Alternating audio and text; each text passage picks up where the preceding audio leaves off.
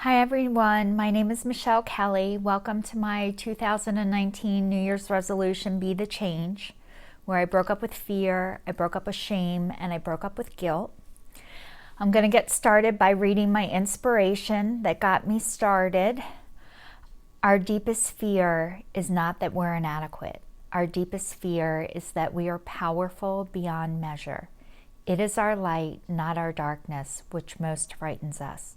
We ask ourselves, who am I to be brilliant, gorgeous, talented, and fabulous? Actually, who are you not to be?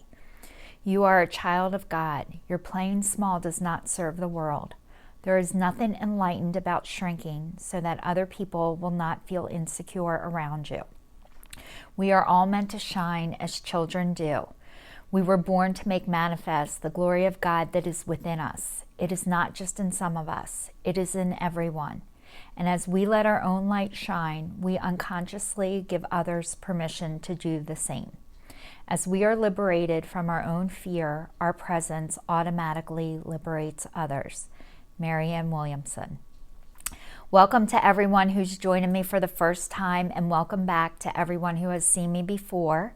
If you haven't had a chance to see my videos before, please feel free to go back. They're on YouTube and they're also on Facebook. And please subscribe. I talked in my last video last week about self-sabotage and how that was something that I've done for a really long time in my life and how I'm not doing that anymore. However, it took a long time to realize that I noticed that I even did that. And not only did it take a long time for me to notice that I did that, it took a long time for me to learn how not to. And I'm still practicing with that, like yoga. Last night, my boyfriend, son, and I, actually fiance, I got to get used to saying fiance, we meditated last night, and we hadn't done it in a long time. And when I got done with the meditation, I was saying to my son that I had a feeling for my video this week. I wanted to talk about mental illness. And then I said, no, I shouldn't do it. And then he said, oh, I think you should. So I talked about before that I grew up in a house with mental illness and addiction. And I didn't know about the mental illness and probably until about 5 years ago, because I didn't know what mental illness was. But how it showed up in my household was my mom was really mean all the time. And I didn't know that her meanness was a sickness. And it was very hard not to take that personally, especially as a child. And as I realized from doing a lot of emotional work on myself, it's not her fault. I am in the process of being able to forgive her, which is so hard to do. And I'm 47 years old and I'm still working on this. In fact, when I said about doing my video last night on mental illness, I've been crying ever since last night. So I know this is still part of my healing. And it taught me a lot. It's very hard being raised in that environment, but somebody told me that hurt people hurt people. And so, I'm trying to get an understanding and compassion for mentally ill and how it affects other people. And my experience with mental illness, I'm talking about it because I am affected by it, and maybe I have some of it in me too. But is that I think the people that I've dealt with that are mentally ill hate themselves, and they hate themselves so much that they do things to make other people hate them.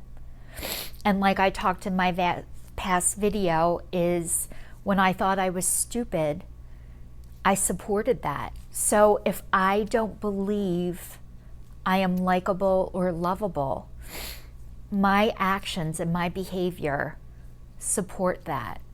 And so, I grew up in a house where there was mental illness and addiction, and I believe both of my parents did not like themselves very much.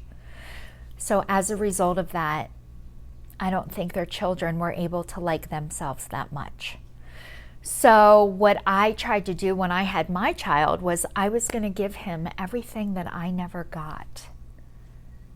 But what I realized is because I never had it, I couldn't give it.